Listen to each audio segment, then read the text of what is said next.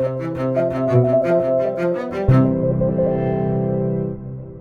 everybody, Timothy Ferris here with a few words about problems. And the essence of my message is that if you have problems, you have company. Everybody has problems. Problems afflict humans and all other living creatures, and one can even argue that non-living structures, the universe around us, is the result of certain kinds of approaches solving problems that otherwise would have rendered them extinct. Now, many of us go through life with the delusion that we have problems, but that some other people don't. That perhaps someone we admire from afar has a problem-free life. Let me address this with a personal anecdote. When I was 16 years old, in November of 1960, living with my family in Key Biscayne, Jack Kennedy came to Key Biscayne to meet with Richard Nixon. Kennedy had just won a narrow election to the presidency of the United States. It was a close election, and some Republicans were urging Nixon to contest it. There are a number of myths going around, one to the effect that Mayor Richard Daley of Chicago had stolen Cook County for Jack Kennedy, that he had manipulated the vote.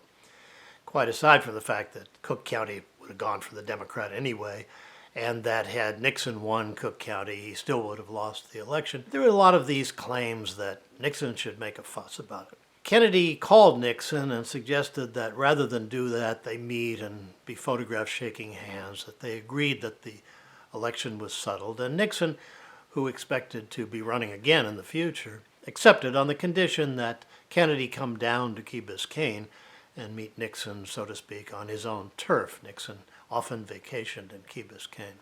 So I rode my bike over to the hotel and got to see the two of them.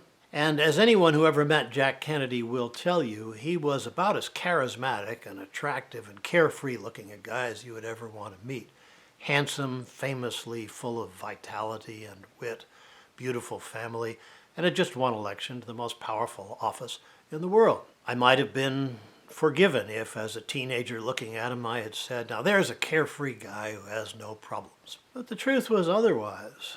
Just in terms of his medical condition, Kennedy, when I met him, was taking steroids for Addison's disease, antispasmodics for his bad back, and antibiotics for his recurrent urinary tract infections, which went back to childhood.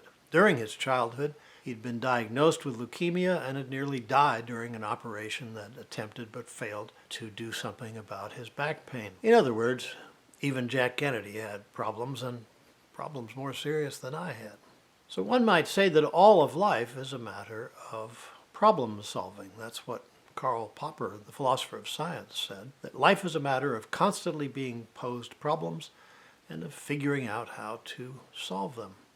We all every day go through minor to less minor episodes of simply trying to address the problems that beset us every day. The same could be said of other species of life as well.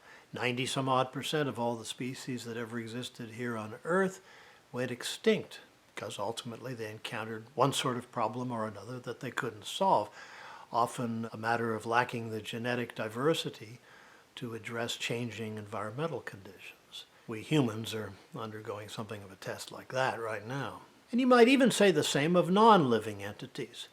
The history of our solar system, for instance, was long thought to be placid, clockwork-like matter, but turns out to have been rather more chaotic, with planets colliding with one another. It's the grazing collision with our Earth that is thought to have brought our moon into existence. Planets moving from orbit to orbit, and many planets passing too close to their star and being whipped out into interstellar space to exist forever after in the cold and the dark.